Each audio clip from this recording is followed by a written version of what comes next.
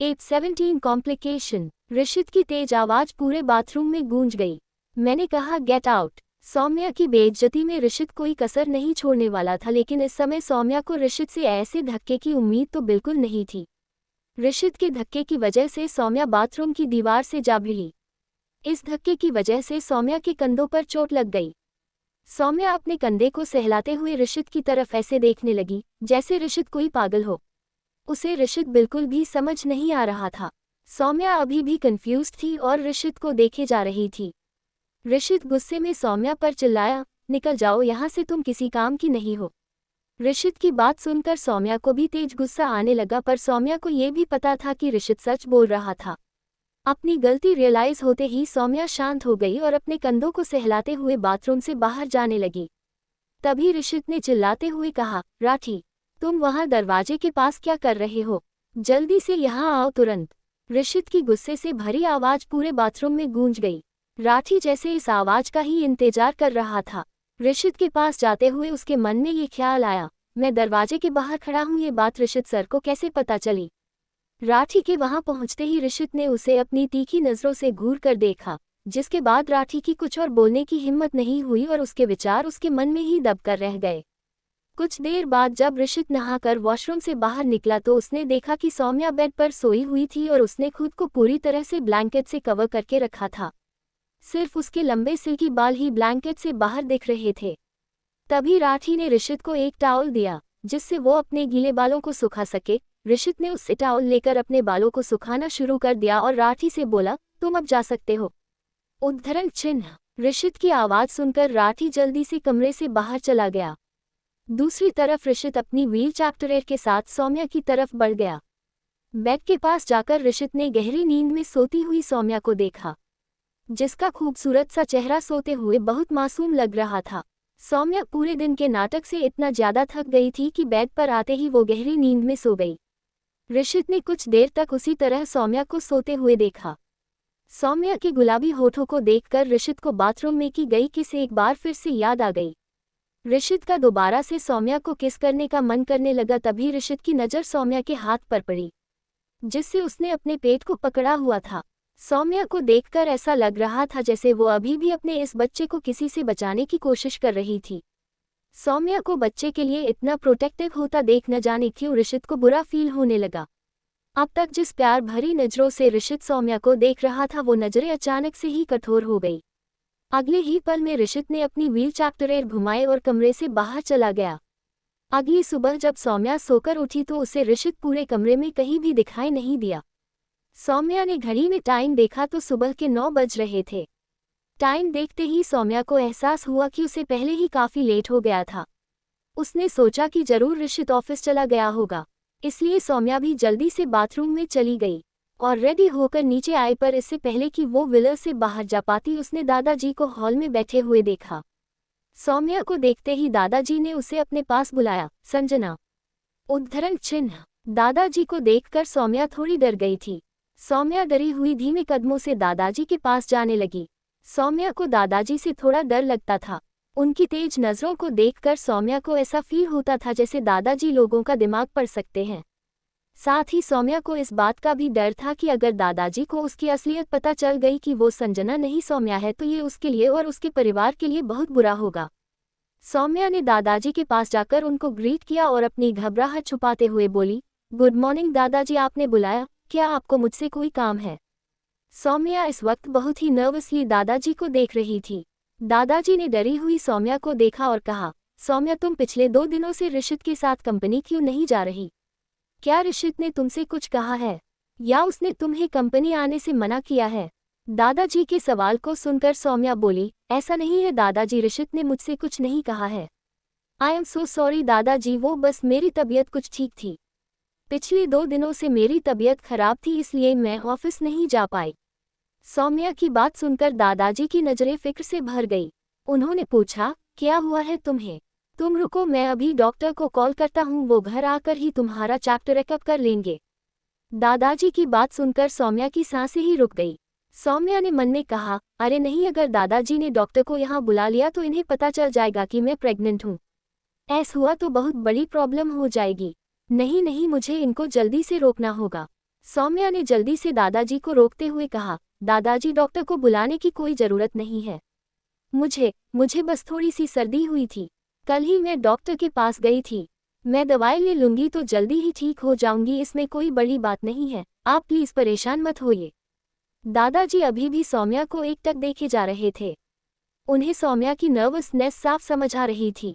सौम्या को इतना ज़्यादा घबराया हुआ देखकर दादाजी ने गहरी आवाज में सौम्या से कहा, क्या सच में और कोई बात नहीं है ना? तुम इतना डर क्यों रही हो? कहीं तुम मुझसे कुछ छुपा तो नहीं रही? उद्धरण चिन्ह। सौम्या ने ना में अपना सिर हिलाते हुए जल्दी से एक बहाना बनाया और बोली, दादाजी वो मैं नहीं चाहती कि मेरी वजह से आपको भी इन्फेक्शन हो जाए। बस इसलिए मैं बस आपकी फिक्र कर रही थी। सौम्या की बात सुनकर दादाजी के चेहरे पर एक स्माइल आ गई। उन्होंने सौम्या से कहा, ठीक है बच्चे, अपने लिए दवाई लेना मत भूलना और जब तुम ठीक फील करने लगो तो ऋषित के साथ ऑफिस चली जाना। सौम्या हाँ में अपना सिर हिलाते हुए बोली, मैं समझ गई दादाजी, मैं जल्दी ही ऋषित के साथ ऑफिस चली जाऊंगी, अब मैं जाऊं। दादाजी ने हाँ में अपना सर हिलाते हुए कहा, ठीक है जाओ। घर से निकलकर सौम्या सीधा प्राची से मिलने के लिए चली गई थी। सौम्या की कार में बैठते ही प्राची ने सौम्या से पूछा, तू इतना लेट कैसे हो गई? उद्धरण चिन्ह। इस पर सौम्या बोली, यार मेरी आंख ही नहीं खुली, कल का दिन काफी हेक्टिक हो गया था। सौम्या की बात सुनकर प्राची बोली, अरे प्रेगनेंसी में ये सब कॉमन है, कुछ औरतें तो खाना खाते हुए भी सो जाती है। अपनी बात खत्म करके प्राची ने जब सौम्या की तरफ देखा, उसके उदास चेहरे को देखकर प्राची को अपनी गलती का एहसास हुआ कि उसने अभी अभी सौम्या को और ज़्यादा हर्ट करने वाली बातें कह दी थी। फिर प्राची ने थोड़ा सीरियस होते हुए सौम्या पूछा, सौम्या क्या तूने इसके बारे में अच्छे से सोच लिया है? क्या तुम श्योर हो कि तुम इस बच्चे को अबॉर्ट करवाना चाहती हो? प्राची की बात सुनकर सौम्या के हाथ अपने पेट पर चले गए। उसकी आंखों में आंसू थे। फिर उसने कुछ सोचा और हाँ में अपना सिर हिला दिया। फिर वो दोनों हॉस्पिटल की तरफ निकल गई। प्राची ने कल ही चेकअप के लिए अपॉइंटमेंट ले ली थी। हॉस्पिटल जाने के पूरे रास्ते प्राची ने सौम्या से बात करने की कोशिश की, पर सौम्या का ध्यान कहीं और था। वो सिर्फ अपने पेट पर हाथ रखकर बैठी हुई थी। सौम्या की आंखें आंसुओं से भरी हुई थी। कुछ देर की ड्राइव के बाद वो दोनों हॉस्पिटल पहुंच गए थे। प्राची ने सौम्या को देखते हुए कहा, सौम्या तू आराम से इस बारे में अच्छे से सोच ले और ज़्यादा टेंशन मत ले, सब ठीक होगा। प्राची की बात सुनकर सौम्या को थोड़ी हिम्मत मिली। वो उसे अपने गले से लगाते हुए बोली, Prachi thank you so much after यार, एक तू ही तो है जो मेरा ख्याल रखती है, मुझे समझती है, जिसे मेरी फिक्र है। Thank you so much after again यार। उद्धरण चिन्ह। सौम्या को इतना इमोशनल होते देख प्राची उसका मूड ठीक करने के लिए बोली, ओए नौटंकी, बस अब तेरा बहुत हो गया है, चल अब ज़्यादा सिटी मत हो और अंदर चल। प्राची भी सौम्या की कंडीशन को अच्छे से समझ सकती थी। किसी भी लड़की के लिए ये आसान नहीं होता कि वह अपने ही बच्चे को मार दे, पर इसके अलावा सौम्या के पास कोई दूसरा ऑप्शन भी तो नहीं था। हॉस्पिटल के अंदर जाने से पहले सौम्या ने खुद को रिलैक्स करने के लिए गहरी सांस ली और थोड़ी हिम्मत जुटाकर अंदर चली गई। हॉस्पिटल के एग्जामिनेशन रूम के अंदर जाने से पहले सौम्या ने कसकर प्राची का हाथ पकड़ लिया था। सौम्या इस वक्त बहुत ज़्यादा घबराई हुई थी। हॉस्पिटल के एग्जामिनेशन रूम के अंदर एक लेडी डॉक्टर सौम्या को चेक कर रही थी। सौम्या को इस वक्त बहुत बुरा फील हो रहा था। सौम्या को ऐसा लग रहा था कि जैसे वो अपनी बॉडी के किसी बहुत इंपॉर्टेंट पार्ट को खुद से दूर करने जा रही थी। सौम्या को खुद से ही नफरत हो रही थी। सौम्या को चेक करते हुए उनके चेहरे पर परेशानी के भाव सौम्या और प्राची साफ देख पा रही थी। सौम्या को कई बार अच्छे से चेक करने के बाद डॉक्टर ने सौम्या से कहा, मिस सौम्या, हमारे एग्जामिनेशन रिजल्ट के हिसाब से आपके यूटेरस की इनर वॉल बहुत ही ज़्यादा पतली है। अगर आपने अभी कोई रिस्क लिया भी तो इससे आपकी जान को भी खतरा हो सकता है। एक गहरी सांस लेकर डॉक्टर सौम्या को समझाते हुए आगे बोली, आप समझ रही हैं न मिस सौम्या मेरी बात? सौम्या और प्राची बहुत हैरानी से डॉक्टर की बातें सुन रही थी। डॉक्टर जो भी बोल रही थी उन सब पर प्राची और सौम्या दोनों को ही भरोसा नहीं हो रहा था। प्राची ने डॉक्टर से कंफर्म करने के लिए एक बार फिर से पूछा, डॉक्टर क्या सौम्या इस बच्चे को अबॉर्ट नहीं करवा सकती हैं? डॉक्टर भी इस मामले की सीरियसनेस को अच्छे से समझ रही थी, इसलिए उन्होंने शांत आवाज में कहा, देखिए हम इन्हें अबॉर्शन करने की सलाह बिल्कुल भी नहीं देंगे। इनकी जो कंडीशन है वो अबॉर्शन की वजह से बहुत ज़्यादा क्रिटिकल हो सकती है। सो प्लीज़ आप लोग इस बारे में एक बार दोबारा से सोचिए, फिर लास्ट डिसीजन तो आपका ही होगा। बस मैं चाहती हूँ कि आप लोग इस बारे में एक बार फिर से सोच ले। किसी भी लड़की की लाइफ एक माँ बनकर ही पूरी होती है। डॉक्टर की पूरी बात सुनकर सौम्या को अब और भी ज्यादा डर लगने लगा, लेकिन वो अपनी सिचुएशन किसी को भी समझा नहीं सकती थी। उधर प्राची सौम्या की रिपोर्ट्स को डॉक्टर से छीनकर यूं उलटने पलटने लगी जैसे वो उन रिपोर्ट्स में से कुछ नया ढूंढ निकालेगी। हालांकि उसके चेहरे पर घबराहट भरी कन्फ्यूजन साफ देखी जा सकती थी। माहौल बहुत ही टेंस था और टेंशन की वजह से सौम्या का सर दर्द से फटा जा रहा था। उसे समझ ही नहीं आ रहा था कि वो करे तो करे क्या। अब क्या करेगी सौम्या? क्या वो इस बच्चे को रखेगी? क्या सौम्या ऋषित को अपने अबॉर्शन में आए कॉम्प्लिकेशन के बारे में बता पाएगी? इस बारे में जानकर ऋषित का क्या राय? एपिसोड -18 सच चैप्टर या जुट। सौम्या डॉक्टर की बात सुन के सदमे में चली गई थी। वो जैसे अपने होश खो बैठी थी। कुछ ही देर बाद वो दोनों हॉस्पिटल से बाहर आ गए थे। कार में बैठते ही प्राची ने सौम्या की पीठ थपथपाते हुए कहा, सौम्या शांत हो जा यार, ठंडे दिमाग से सोच कि अब तू क्या करेगी। तूने सुना ना डॉक्टर ने क्या कहा? सौम्या प्राची की तरफ हैरानी, डर और गुस्से के मिलेजुले भाव से देख रही थी। प्राची तू भी थी न वहाँ? तूने देखा न कि मैंने भी सब सुना है? प्राची सकपका गई। भड़क मत यार। प्राची गहरी गहरी सांस लेते हुए आगे बोली, ये सारी सिचुएशन भी इतनी ज्यादा क्रिटिकल है। अब तो मेरा भी दिमाग काम नहीं कर रहा है। यार तू अच्छे से सोच, क्या करना है? उद्धरण चिन्ह। प्राची की बात सुनकर सौम्या इरिटेट होते हुए बोली, मुझे नहीं पता यार मैं क्या करूंगी। पता नहीं कुछ टाइम से मेरे साथ हो क्या रहा है, कुछ भी सही नहीं हो रहा है। कभी कभी तो दिल करता है कि सब कुछ छोड़ छाड़ कर कहीं दूर भाग जाऊं। सौम्या इस वक्त डॉक्टर की बात सुनकर तो और ज्यादा परेशान हो गई थी। सौम्या को समझ नहीं आ रहा था कि अब वो ऋषित को इस बारे में कैसे बताएगी। अगर सौम्या ऋषित को इस बारे में बता भी देगी तो ऋषित का रिएक्शन कैसा होगा। प्राची सौम्या को इतना परेशान देखकर बोली, सौम्या चल मैं तुझे पहले घर छोड़ देती हूँ। तू पहले थोड़ा आराम कर और ठंडे दिमाग से सोच। इतनी ज़्यादा टेंशन है लेकिन टेंशन लेने से भी कुछ नहीं होगा। तब तक मैं 2-4 अच्छे गायनेक से अपॉइंटमेंट ले लेती हूँ। मुझे तो लगता है ये डॉक्टर ना बिना पढ़े ही पास हो गई, इसलिए कुछ भी बोल रही थी। सौम्या प्राची की बात सुनकर हंस दी। सौम्या ने कहा, ठीक है यार, पर तू मुझे घर नहीं ऑफिस ड्रॉप कर दे। मुझे ऑफिस में कुछ जरूरी काम है। और हाँ, डॉक्टर का सेकंड ओपिनियन इज ओके, लेकिन उसके लिए तेरा एक्सपर्ट ओपिनियन भी देना। सौम्या की बात सुनकर प्राची ने हाँ में अपना सर हिलाया और माहौल थोड़ा हल्का हो गया। कुछ ही देर में प्राची ने सौम्या को मल्होत्रा ऑफिस के बाहर ड्रॉप कर दिया। सौम्या ने आज एक ब्लैक कलर की फॉर्मल नी लेंथ ड्रेस पहनी हुई थी और अपने लंबे बालों को हाफ क्लिचैप्टर किया हुआ था। मिनिमल मेकअप के साथ सौम्या इस वक्त बेहद खूबसूरत लग रही थी। सौम्या के अंदर आते ही जैसे सारे एम्प्लॉयज़ की नज़र सौम्या पर अटक गई। सारे मेल एम्प्लॉयज़ सौम्या को देखकर बहुत ज़्यादा एक्साइटेड हो गए। ऑफिस के एम्प्लॉयज़ ने सौम्या को पहले भी रोनी के साथ देखा था, इसलिए किसी ने भी सौम्या को रोकने की हिम्मत नहीं की। सौम्या अंदर पहुंचकर सीधे लिफ्ट में गई और उसने टॉप फ्लोर का बटन दबा दिया। टॉप फ्लोर पर सौम्या जब ऋषित के कैबिन के बाहर पहुंची तो उसने देखा कि ऋषित अपने असिस्टेंट राठी पर किसी बात के लिए गुस्सा कर रहा था। ऋषित का पूरा चेहरा गुस्से में लाल हो गया था और वो इस वक्त बहुत ज्यादा खतरनाक दिख रहा था। ऋषित को गुस्से में देखकर सौम्या की कैबिन के अंदर जाने की हिम्मत ही नहीं हुई। सौम्या चुपचाप कैबिन के दरवाजे के बाहर खड़ी हो गई और ऋषित का गुस्सा ठंडा होने का वेट करने लगी। ऋषित ने गुस्से से चिल्लाते हुए कहा, राठी तुमसे ऐसी भूल कैसे हुई?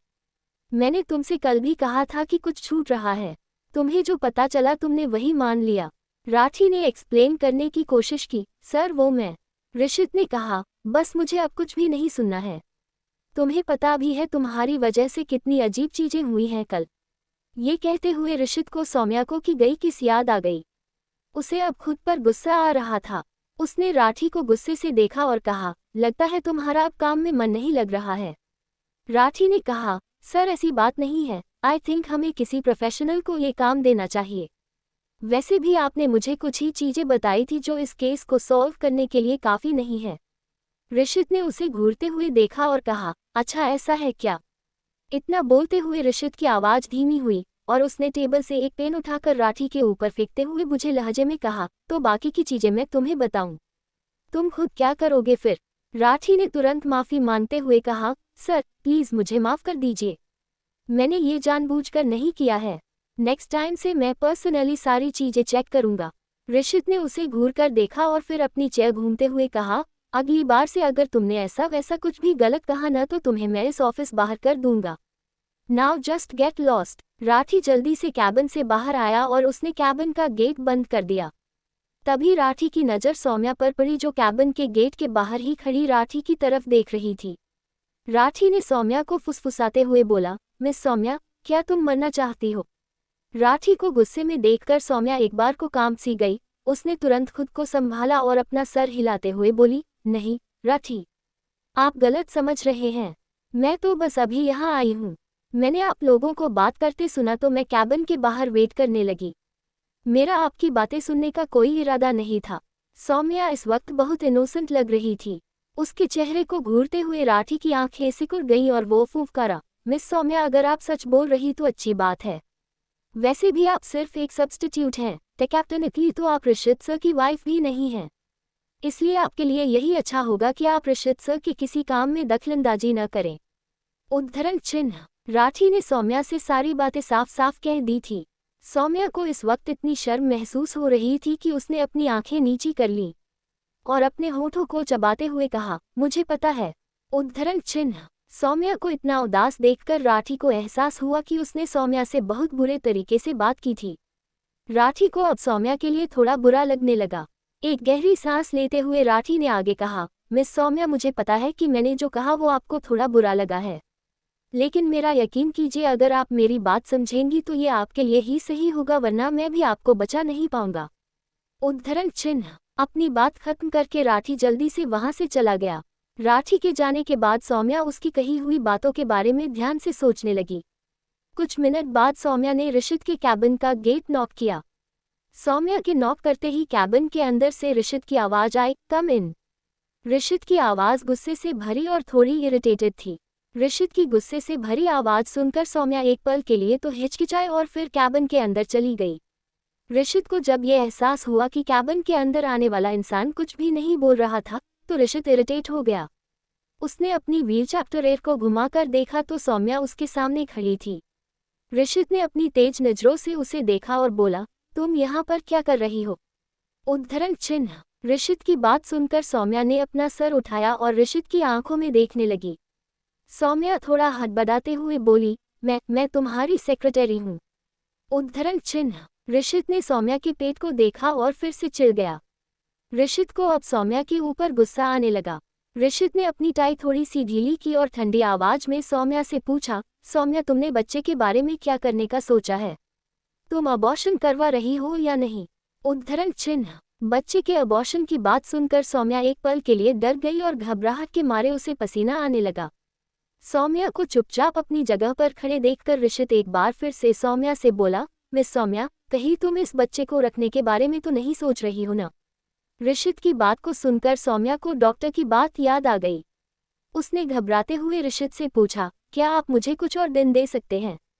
उद्धरण चिन्ह। नहीं। ऋषित ने सौम्या को अपनी बात तक खत्म करने का मौका दिए बिना कहा। ऋषित की आवाज को सुनकर सौम्या और ज्यादा घबरा गई। ऋषित उसे ऐसे घूरकर देख रहा था जैसे वो अभी सौम्या को कच्चा ही चबा जाएगा। ऋषित ने अपने दांत पीसते हुए कहा, मैंने कल ही तुम्हें 3 दिन का टाइम दिया था, जिसमें से 1 दिन पहले ही गुजर गया है। अब तुम्हारे पास सिर्फ 2 दिन का टाइम है और अगर 2 दिन में भी तुमने अबॉर्शन नहीं करवाया तो मैं खुद को तुमसे ही छुटकारा दिलवा दूंगा। सौम्या ऋषित की धमकी से बहुत ज्यादा डर गई। उसकी ऋषित से आगे कुछ भी बोलने की हिम्मत नहीं हुई, इसलिए वो जल्दी से केबिन से बाहर आ गई और अपने केबिन में बैठकर प्राची को कॉल करने लगी। कॉल उठाते ही उसने ऋषित की धमकी के बारे में बताते हुए कहा, प्राची, अगर 2 दिन में मेरा अबॉर्शन नहीं हुआ तो ये आदमी मेरा क्या करेगा, ये सोचकर ही मेरा दिल बैठा जा रहा है। प्राची उसे दिलासा देते हुए बोली, डोंट वरी सौम्या, हम जल्दी ही कोई सोल्यूशन निकाल लेंगे। तू रिलैक्स कर, मैं अभी डॉक्टर्स से तेरी कंडीशन के बारे में ही डिस्कस कर रही हूँ। हम कोशिश कर रहे हैं कि कोई सोल्यूशन निकल आए। प्राची से बात करके सौम्या थोड़ी रिलैक्स हो गई। दूसरी तरफ प्राची भी सौम्या के ट्रीटमेंट को लेकर बहुत ज़्यादा सीरियस थी। उसने सिटी के लगभग सारे बड़े हॉस्पिटल्स में सौम्या के लिए अपॉइंटमेंट ले रखे थे। प्राची और सौम्या अपनी तरफ से पूरी कोशिश कर रहे थे, पर टाइम गुजरने के साथ ही सौम्या और प्राची का हौसला भी कम होता जा रहा था। पलक झपकते ही 2 दिन बीत गए। सौम्या ने अभी तक बच्चे को अबॉर्ट नहीं कराया था। प्राची ने किसी भी तरह से सौम्या को ऋषित को समझाने के लिए कहा था। जब तक प्राची सौम्या की बॉडी को बिना नुकसान पहुंचाए अबॉर्शन करवाने का रास्ता ढूंढ सके। प्राची अभी भी ज़्यादा से ज़्यादा डॉक्टर से बात करके सौम्या की प्रॉब्लम को सॉल्व करने का रास्ता ढूंढ रही थी। लेकिन अब तक ऋषित का दिया हुआ टाइम खत्म हो गया था, पर सौम्या और प्राची को अभी भी अपनी प्रॉब्लम का कोई सल्यूशन नहीं मिल पाया था। रात में सौम्या टेंशन में अपने बेडरूम में इधर उधर टहल रही थी। सौम्या बहुत ज़्यादा डरी हुई थी। वो आंखें बंद कर मन ही मन में भगवान से प्रार्थना करते हुए बोली, हे भगवान, प्लीज़ प्लीज़ मेरी एक रिक्वेस्ट मान लीजिए। कुछ ऐसा कीजिए कि आज ऋषित घर ही ना आए। लेकिन शायद उसने भगवान से यह प्रार्थना करने में बहुत समय लगा दिया था। अब तक तो बहुत देर हो चुकी थी। उसने जैसे ही आंखें खोली, अगले ही पल बेडरूम का दरवाजा आवाज के साथ खुला और ऋषित कमरे के अंदर आ गया। ऋषित ने अपने सामने खड़ी डरी सहमी सौम्या को देखा, जिसके खूबसूरत चेहरे का रंग पूरी तरह से उड़ा हुआ था। सौम्या ऋषित को देखते ही अपनी जगह पर किसी स्टैचू की तरह जम गई। ऋषित ने अपनी ठंडी नजरों से सौम्या की तरफ देखा और बोला, मिस सौम्या, मैंने 3 दिन का टाइम दिया था और अब वो टाइम खत्म हो गया है। उद्धरण चिन्ह। ऋषित की आवाज शांत लेकिन ठंडी थी। उसकी आंखें गहरी और खतरनाक लग रही थीं। ऋषित के ठंडे ऑरा की वजह से सौम्या डर के मारे कांप रही थी। सौम्या झूठ बोलने में ज़्यादा अच्छी नहीं थी, इसलिए सौम्या ने ऋषित की आंखों में नहीं देखा और बहुत हिम्मत जुटाकर उसने धीमी आवाज में कहा, ऋषित, मुझे पता है, इसलिए मैंने पहले ही बच्चे को अबॉर्ट करवा दिया है। उद्धरण चिन्ह। ऋषित ने सौम्या का मजाक उड़ाते हुए कहा, क्या सच में? उद्धरण चिन्ह। ऋषित के हाव भाव देखकर सौम्या समझ गई थी कि ऋषित को उसकी बातों पर बिल्कुल भरोसा नहीं हो रहा।